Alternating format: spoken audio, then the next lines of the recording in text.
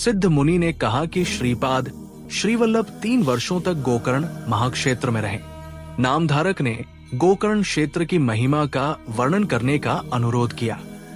सिद्ध मुनि ने नामधारक से कहा कि परम पावन गोकर्ण क्षेत्र की महिमा का वर्णन वेद व्यास ने स्कंद पुराण में किया है। सभी संपदाओं का मूल सूर्यवंश के महाराजाओं की राजधानी और भूमंडल में प्रसिद्ध साकेत नगर पर मित्रस नामक राजा शासन कर रहे थे। वो महाराज पुण्य श्लोक और धार्मिक चक्रवर्ती थे। उन्होंने अनेक कुएं, बावड़िया, तालाब और बगीचे बनवाए थे।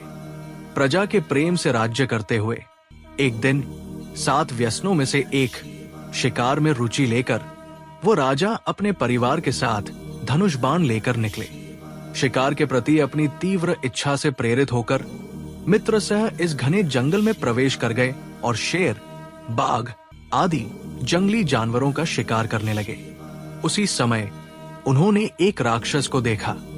राजा ने अपने धनुष पर एक तीखा बाण चढ़ाकर उस राक्षस को मार गिराया। राक्षस के प्राण त्यागने पर उसके भाई ने शोक किया और बदला लेने की इच्छा मन में रखकर भेष बदलकर राजा के पास आया और कहा, महाराज, मैं एक रसोइया हूं और पाकशास्त्र में अत्यंत कुशल हूं। मेरी सीखी हुई विद्या आपके जैसे सम्राटों के यहाँ उपयोग होने पर प्रसिद्ध और प्रशंसित होगी। मित्रस ने उसकी बातों पर सहमति जताई। मायावी राक्षस राजा के रसोई घर में प्रवेश कर गया और राजा की प्रशंसा प्राप्त की। इसी बीच एक दिन मित्रस के घर में पितृकर्म हुआ।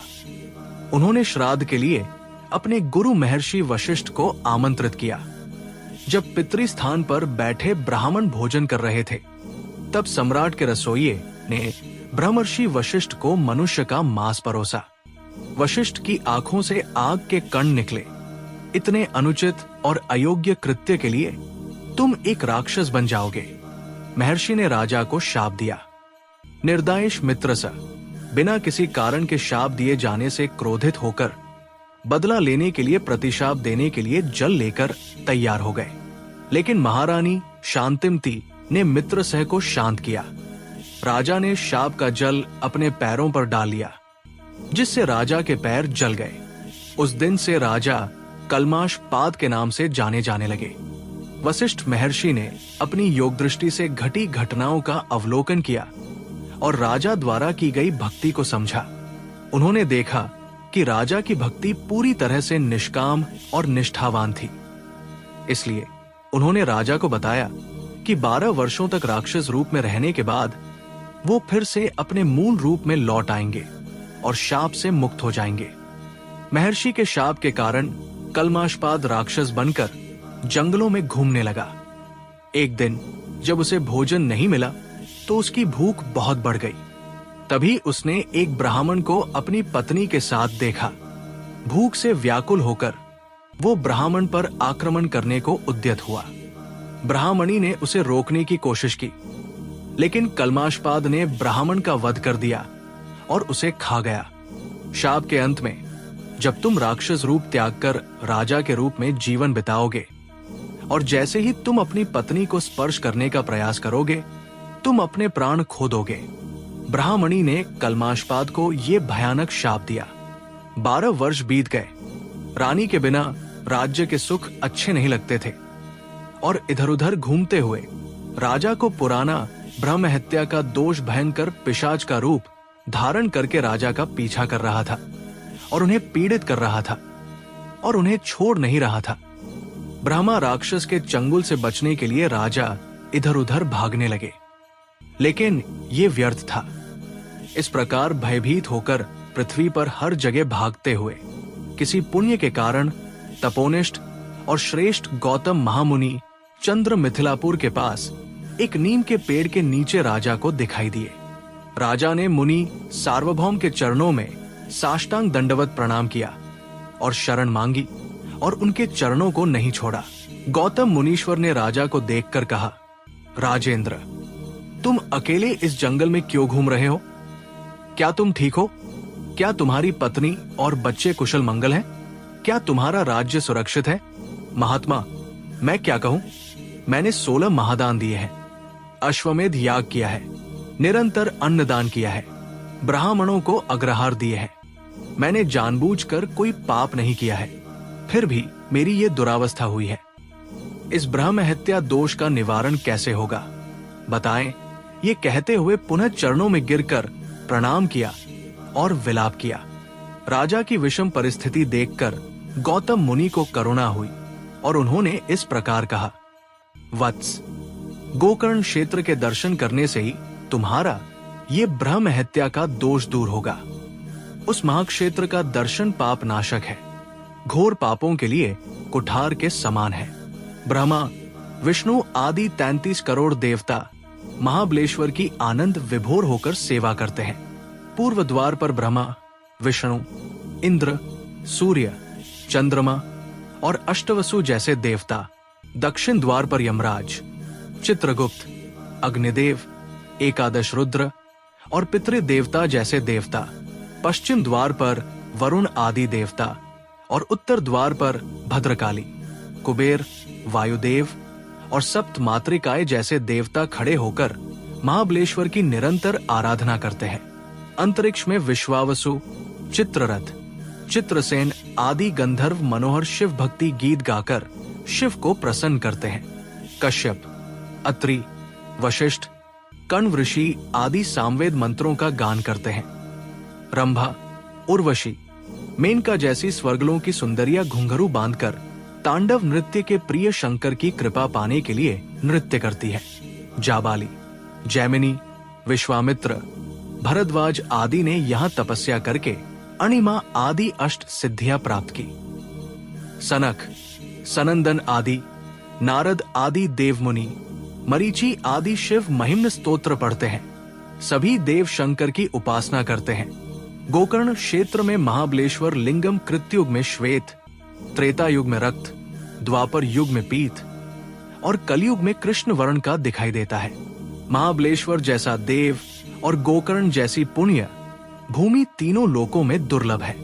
गोकर्ण क्षेत्र में महाशिवरात्रि के पुण्य दिन पर बिल्व पत्रों से महाबलेश्वर की अर्चना करना केवल पुण्य कर्मों के फल से ही प्राप्त होता है। ये सौभाग्य हर किसी को आसानी से नहीं मिलता। अभी अभी मैं गोकर्ण क्षेत्र से वापस आया हूँ और मैं आपको एक परम पवित्र और अद्भुत कथा सुनाता हूँ।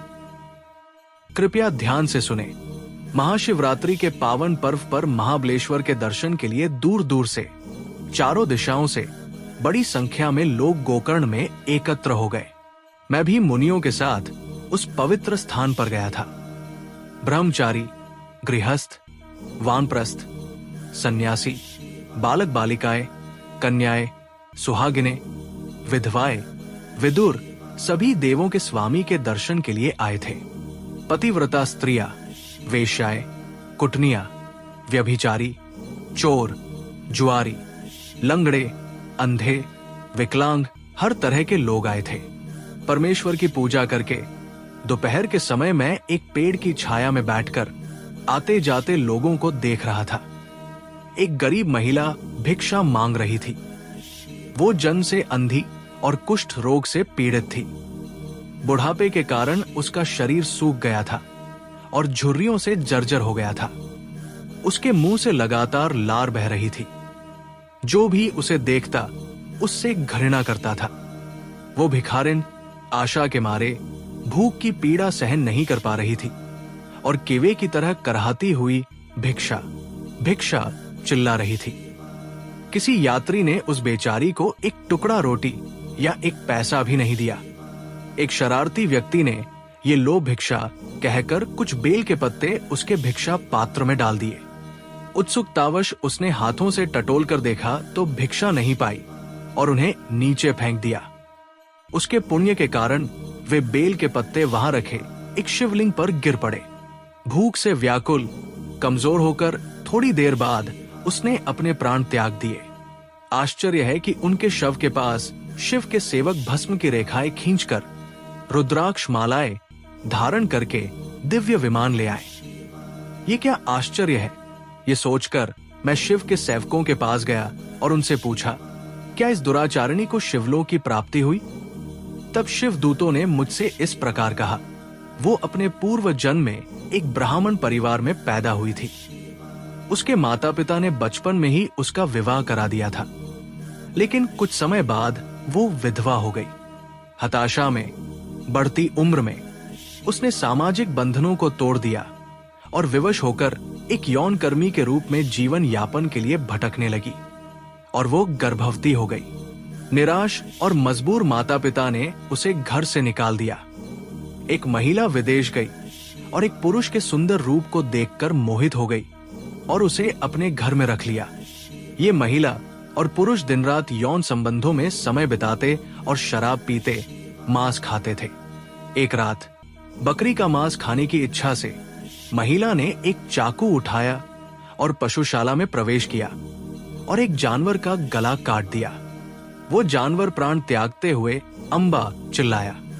अंधेरे में, शराब के नशे में महिला को भ्रम हुआ और उसे याद आया कि उसने गलती से गौवंश को मार डाला है और उसने शिव शिव कहा।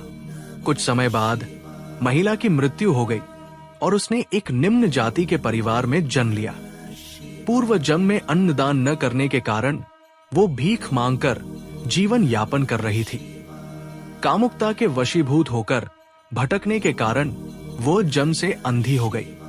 गाय के बछड़े को मारने के कारण उसने एक दलित परिवार में जन्म लिया। नैतिक पतन के कारण उसने दुर्भाग्य भोगा। विधवा होकर अनैतिक जीवन जीने के कारण वो कुष्ठ रोग से पीड़ित हो गई। सामाजिक रूप से अस्वीकार्य संबंधों के कारण उसके शरीर में शारीरिक पीड़ा हुई। जो कुछ भी हो, महाशिवरात्रि, महापर्व के दिन भोजन न मिलने के कारण उन्हें उपवास करना पड़ा और उनके भिक्षा पात्र से गिरे बेलपत्र सौभाग्य से शिवलिंग पर गिरे। सभी पुण्यों में सर्वश्रेष्ठ गोकर्ण महाक्षेत्र में प्राण त्यागना है। 1. महाशिवरात्रि, 2. गोकर्ण क्षेत्र, 3. बिल्व पत्र, 4. शिवलिंग। ये चारों जिसके भी जीवन में एक बार आ जाते हैं, उसे मृत्यु के समय कैलाश मिलेगा, इसमें कोई संदेह नहीं है। इसलिए भक्तवत्सल भगवान शंकर की आज्ञा से हम इस महिला को दिव्य वस्त्रों से सुसज्जित करके फूलों की मालाओं से सजाकर शिवलोक ले जा रहे हैं। उन्होंने कहा, वो महिला अपने पिछले जन्म के कर्मों का चिंतन करते हुए व्रत से प्रसन्न होने वाले, सरलता से प्रसन्न होने वाले भक्तवत्सल परमेश्वर है। ऐसा निश्चय करके शिव नाम का संकीर्तन करते हुए दिव्य विमान में बैठकर शिवलोक प्रस्थान किया। इसलिए हे राजन, तुम्हें भी शीघ्र ही गोकर्ण महाक्षेत्र का दर्शन करना चाहिए। तुम्हारे सभी पाप नष्ट हो जाएंगे, सभी कष्ट दूर हो जाएंगे। देर मत करो। गौतम मुनीश्वर ने मित्रसह से कहा। मित्रसह ने गोकर्ण यात्रा की। पिशाच बाधा दूर हो गई। ब्रह्म हत्या के पाप से मुक्ति मिली। पवित्र मन से राज्य सुखों का आनंद लिया। सिद्ध मुनि ने नामधारक को ये उपदेश दिया। इस महामहिमा के कारण श्रीपाद श्रीवल्लभ जी गोकर्ण क्षेत्र में 3 वर्ष तक रहे।